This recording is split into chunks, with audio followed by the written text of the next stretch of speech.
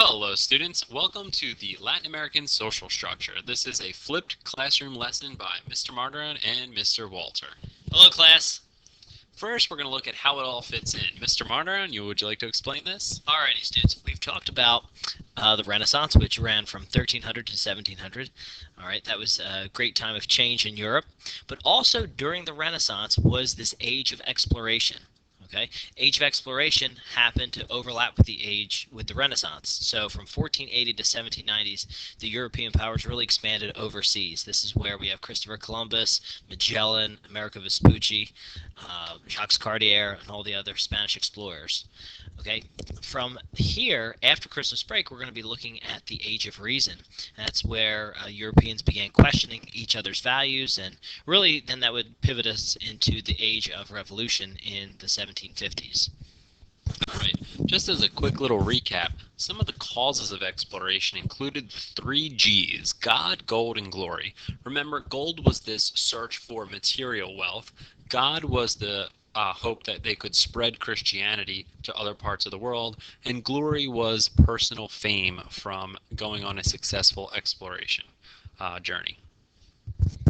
Alrighty, Spanish conquest.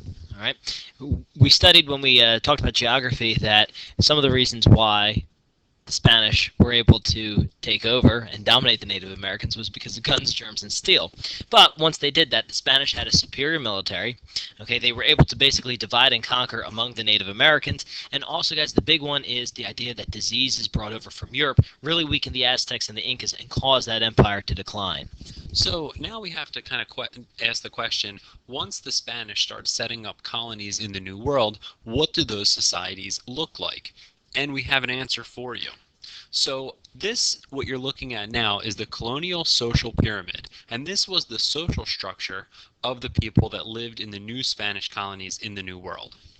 All right, so if you're taking notes, you want to draw a little pyramid. We're going to elaborate on each of these people.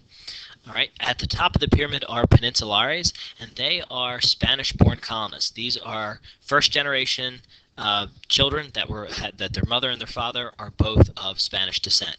And peninsulares would be born in Spain, and they would personally take the trip over.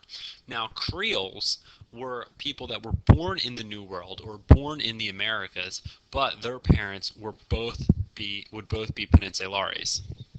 All right, beneath that we have mestizos, and they were Native American and European descent.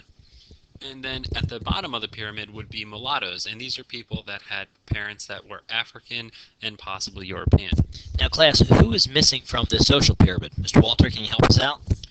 Gee, I don't know, Mr. Martiron. It looks like we have everybody. Wait a second. We're missing Native Americans. Why is that, Mr. Martiron?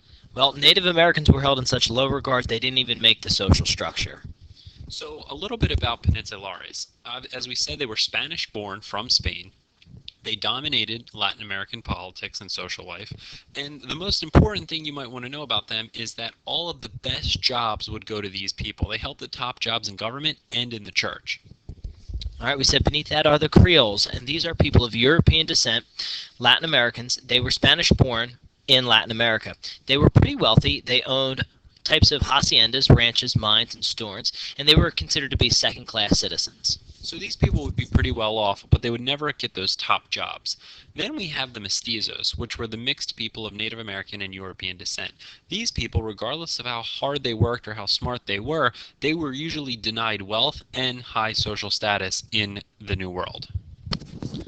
All right, and then the bottom of the pyramid we have mulattoes, and these are a mixed race of African and European descent. Okay, they also were denied wealth and high status in society.